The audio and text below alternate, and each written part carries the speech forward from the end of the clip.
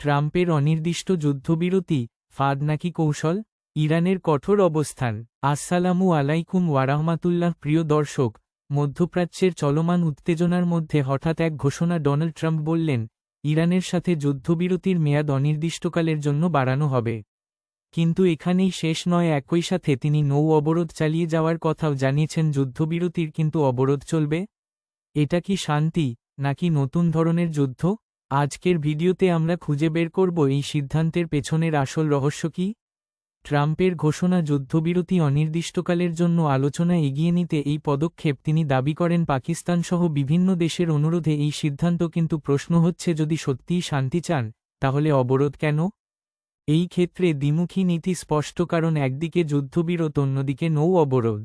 বিষয়টি আন্তর্জাতিক আইনের দৃষ্টিতে অবরোধ মানেই যুদ্ধের অংশ, অর্থাৎ যুদ্ধ থামেনি, শুধু রূপ বদলেছে। ইরান প্রতিক্রিয়া স্বরূপ সরাসরি এই প্রস্তাব প্রত্যাখ্যান করেছে। ইরানি বিশ্লেষক মাহদি মোহাম্মদি বলেছেন, এই যুদ্ধবিরতি অর্থহীন। তার যুক্তি, এক পরাজিত পক্ষ শর্ত দিতে পারে না, দুই অবরোধ থাকলে কোনো আলোচনা নয়।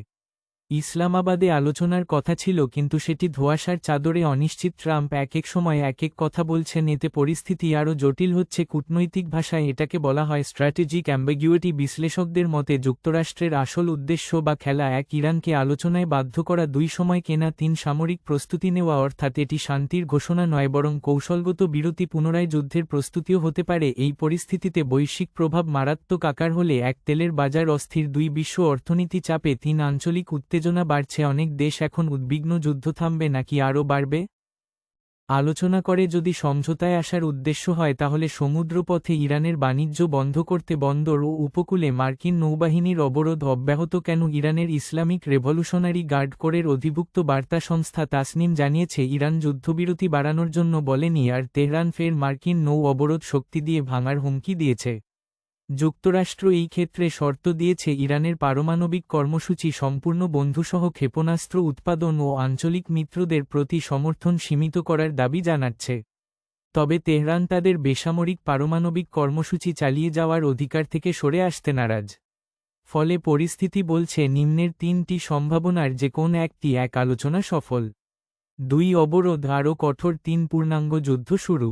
ডোনাল্ড ট্রাম্পের এই সিদ্ধান্ত শান্তির পথ নয়, বরং চাপের কৌশল। আর ইরান স্পষ্ট করে দিয়েছে, চাপের কাছে নত হবে না। শেষ কথা, যুদ্ধ থেমে নেই, শুধু রূপ বদলেছে। বিশ্ব এখন এক অনিশ্চিত মোড়ে দাঁড়িয়ে আছে।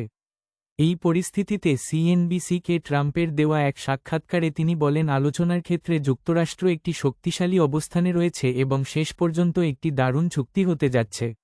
যাই হোক, এখন দেখার বিষয়, পরবর্তী সিদ্ধান্তই নির্ধারণ করবে শান্তি নাকি সংঘাত। ভিডিওটি ভালো লাগলে লাইক দিন, আপনার মতামত কমেন্টে জানান, সাবস্ক্রাইব করুন।